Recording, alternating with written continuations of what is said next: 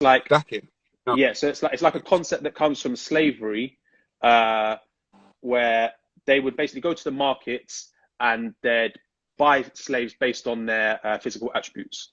So in football, Hmm. stacking is like where they push players into other positions that aren't the brain. So historically, there was never no black point guards. It was seen as black people can't play in there. It's about brains in there. Um, Right, right. there's no black quarterbacks in American football. There Cool. wasn't. And then all of a sudden, someone flipped it, and the team went unbeaten, like, and just killed everyone. And they were like, "Oh, like," Right, right. and that's the whole thing with stacking is that's why you don't see many black goalkeepers, because if I'm Josh Parker and I'm 7 years old, the manager's going to go, I don't think he's very smart, but he's really tall and he's strong and he can run really fast. And Go and that's play. and Go and that's the play. thing. Yeah, go and play on the right wing, son. Why are you playing in goal? You're the fastest player on the team. Go out there. But you want to play in goal? No, no, no. He could be a good winger. Do you get Mm, what I mean? Because, mm, and this is the whole thing. Like when people get onto Paul Pogba, everything that they describe him as is probably the last thing on that he offers as a person. He is one of the smartest footballers, if not the smartest in the Premier League. Definitely top 3 or 5. But all that he gets described is a athletic. powerful, athletic midfielder. Yeah, yeah, yeah. I'll give you another prime example. So this year, Jordan Henderson is favourite to win PFA Player of the Year. Yeah. His stats are bang average, but they say what all the unseen work that he does and his presence on the pitch is amazing. Then you've got Yaya Toure at the age of 32, was playing defensive midfield at Barcelona, leaves there, comes to Man City, gets put in an attacking midfield role. Mm, Probably has the best season that a centre midfielder's ever had in Premier League history. yeah. Got something like 20 plus goals, Yeah. 9 assists, didn't get Player of the Year, and So won do the league. do you, all right. So are you saying that the infrastructure is racially biased then? Hmm. Because if it goes to like even the PFA, if it goes to even you go to FIFA, when you go to all of these institutions, what do they look like? Do they have representation of people of color? Not to my knowledge. I've never ever seen one. The only like people that I see or hear of in powerful places are all like elder white men, and they have no, like I said, cultural understanding, no knowledge of anything to do with us. I think nowadays they just have to be seen as if they're doing something. That's why randomly every once a month or once every 2 months, when someone gets racially abused, they have kick it out tops on our pegs and say, "Oh, can you wear that out?" Mm, Like it doesn't do nothing. Like you just have to be seen to be doing something. Like mm. it's the infrastructure is so just it's just all over the place. If I'm So honest, then, so then, what would it take for black players to come together to create some type of union for themselves, or players of color, whatever you want, whatever band you want to put it under, to create a union for themselves, to look at to bring their issues to the table? Because I've watched if you go back a couple of years when the English players um I don't remember who England played, and there was a yeah, lot of crowd, right? yeah, And I've watched, I've watched football for all my life, and hmm Samuel Eto'o's no mass moment. hmm Yeah, when he was like no mass, he picked up the yeah. ball and go.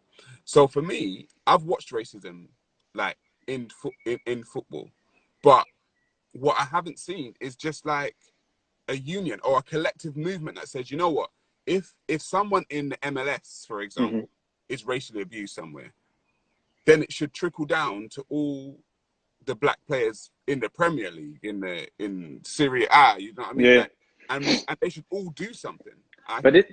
I said this to I was speaking to Bayo Akinfenwa, and I was like, you know, to to change the course of history, you have to do something that is one unexpected and two kind of monumental, like never done before. I said, if people are that fussed about this whole racism thing and they're not just kind of talking for the sake of it, all it takes is one person. And this is why I very much rate Balotelli, because he don't care.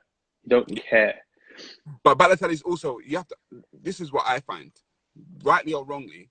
Once players are coming to like the end of their careers, Hmm. they get more vocal because they don't have to really shut up anymore. Yeah, yeah. But the thing is, he's still a baby. He's 29. Like, if you get what I mean, he's not old. Like, he's still got like another 6, 7 years if he wants. Mm, He's that big that he could be like a Drogba where he plays till 37, 30, 38 and just sits on people. right. Do you get what I mean? But Mm, I said to Bayo, all it would take is something.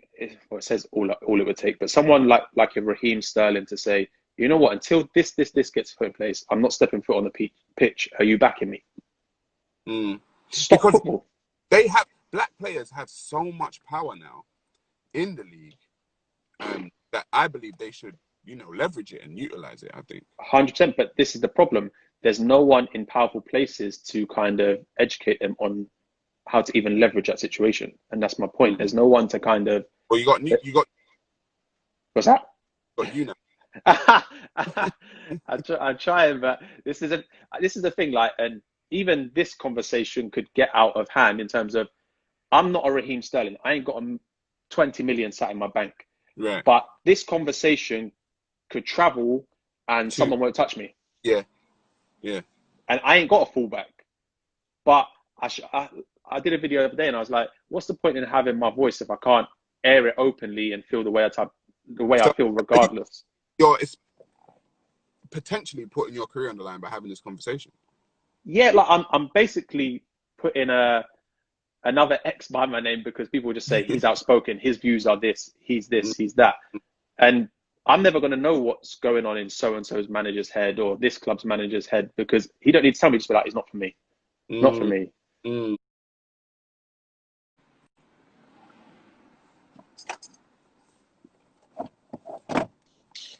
Yes, sir.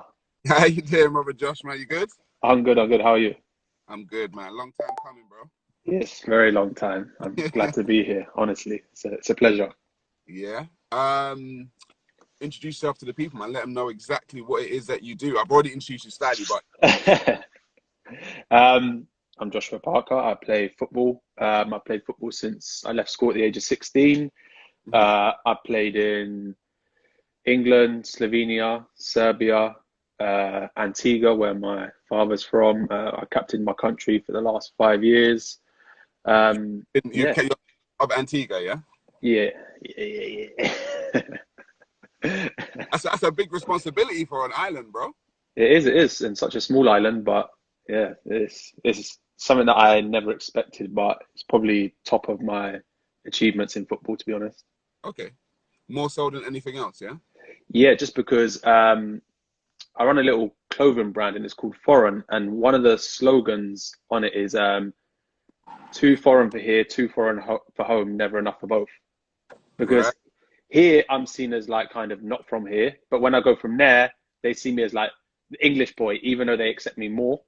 So I'm like, where do I lie? Like, where am I? Mm. So So what is it that made you want to discuss the racial bias within sports yourself? just because I have this, I don't know, this urge inside me to always speak to the young players and make them understand that there's so much more to the world than what we know, if you get what I mean. The first thing I always ask the young players at football is, where are you from? And they're like, I'm from England. I'm like, no, where are you from? And they're saying, I'm like, you ever been? They're like, no. I'm like, do you know over there you'd be celebrated in such high regard, but because Right. they have no real knowledge and their culture gets watered down, they don't feel that connection with it. Do you know what I Right. mean?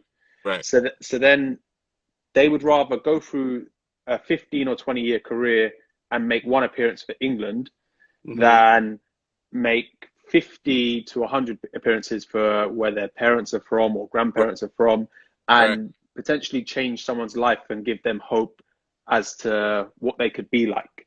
Mm. And for me, that's like a really like, it's So a are you really, saying that within football you think people's or players' parental culture or ancestral culture should be quite important to them?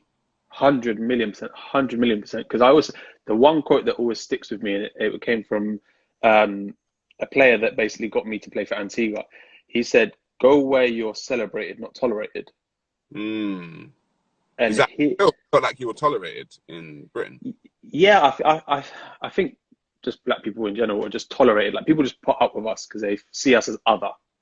Like, and that's Right. where the kind of whole bias thing comes in, because sport is just a subsection of society. Right. Do you know what I mean? And just because we're under cameras and stuff, everything just gets magnetized, like, and people kind of blow it out of proportion. Whereas it's just normal everyday stuff that we kind of have to put up with. Do you know Right. what I mean? So a lot of people don't associate how synonymous the two are, like how they go literally hand in hand. So how would you say, or would you say that racial bias has affected your actual career? I'll give you a prime example. Uh, as a black player, Hmm. and obviously 99.9% of the time it's a white manager, Hmm. if I speak up, Get into that or later. yeah, if I was to speak up and say, why are we not doing this? Why are you doing this? Why are you doing that? I'd get labeled a bad egg because I'm calling out people. Right.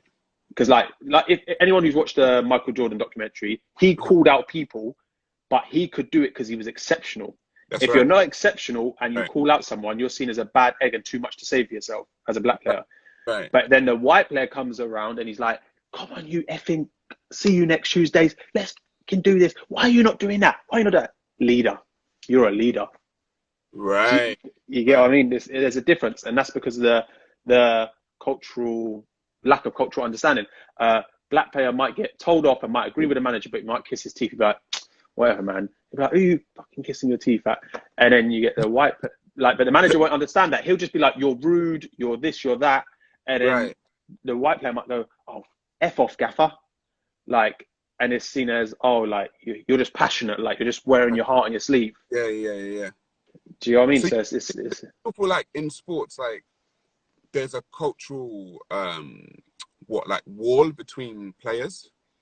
100%, 100 million%. I think the change room that I'm in now, maybe alongside the one when I was about 19 at QPR, there, there, every other change room has cliques. Very much, it's always the senior players. You got Right. the black players, and you got the young white players, and you got maybe one or two that kind of mingle between all of them. Right. Right. And that's So because people, like, more often than not, the we are the minority in change rooms, if you know what I mean. We've got the biggest personalities, but we suppress our personalities because people might not resonate with it. And if you don't resonate or play the game as we're told to play the game, right. then you kind of are just putting a big black X by your name. Really. Yeah, So that's what? the whole reason I went abroad. So you went abroad because you felt what, marginalized here or something? Because I felt like the lack of understanding or willingness to understand what I might have been through growing up, how I am as a person. So the lack of wanting to get to know me as a person, they basically allowed my body language to merge with the stereotype, and they defined me as that person. Oh, a little Because young. you played for a few clubs, Yeah, I played for a lot of clubs, and and uh, so in the first 5, 6 years of my career, I went through so many clubs because no one wanted to take the time to understand me. Do you know what I mean? They just kind of saw me as this little kid with a chip on my shoulder and was just rude. But it wasn't. I just questioned everything. And if I felt something was wrong, I'd speak up and question it. Because the only way to gain knowledge is to ask why. right. And then if I'd ask why, they'd basically use that to tarnish me and label me and then push me to the side. So you were just basically shifted around from team to team because they thought you were like a bad Yeah. a bad attitude. And then the managers will speak to the other managers. So say I go to a new club, the Right. manager will go and ask that old manager, "Oh, what's he like?" And then he'll go, "Nah, wouldn't touch him."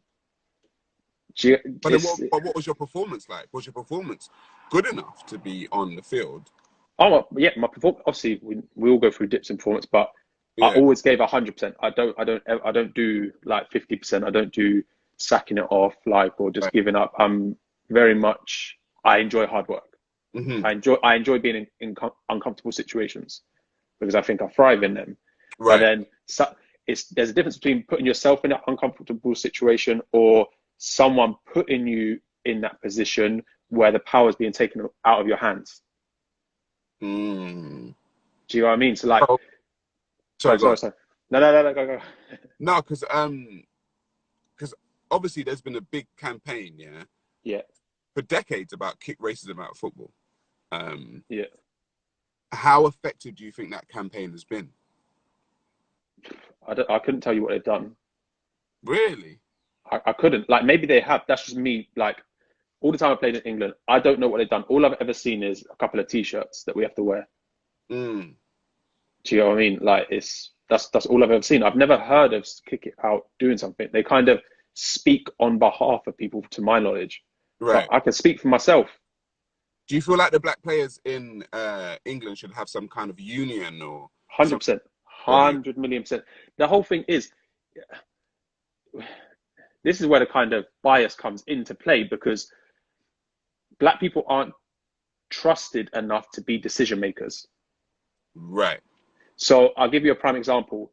We all know there's no black player, hardly any black managers in the football league, in the whole of the football league, but there's loads of number twos because Mm, we're not trusted enough to make the final decision.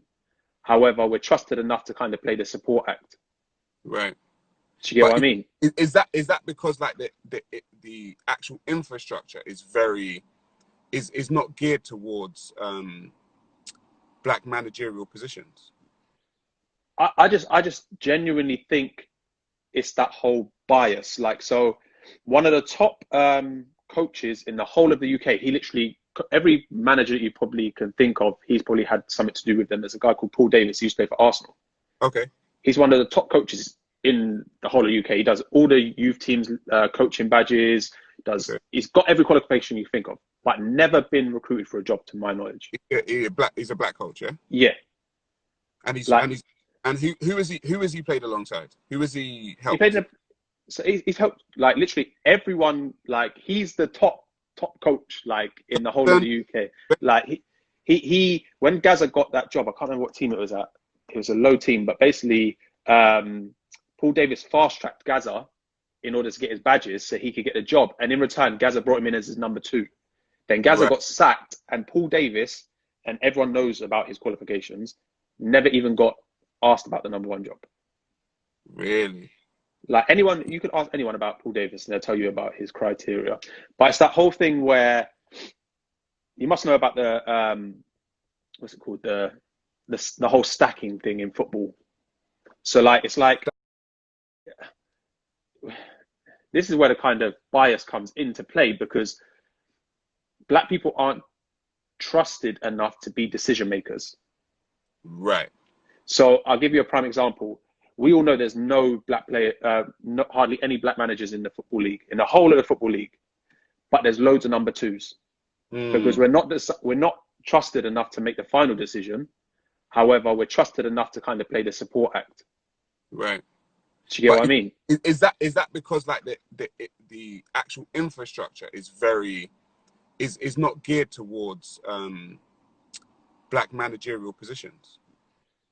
I just genuinely think it's that whole bias. Like, so one of the top coaches in the whole of the UK, he literally, every manager you probably can think of, he's probably had something to do with them. There's a guy called Paul Davis, he used to play for Arsenal. Okay.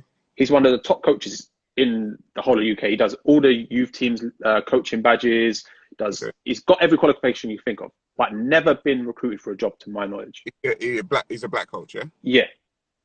And he's Like who has he played alongside? Who has he he helped? played in a, so he's helped like literally everyone. Like he's the top coach like in the whole of the UK.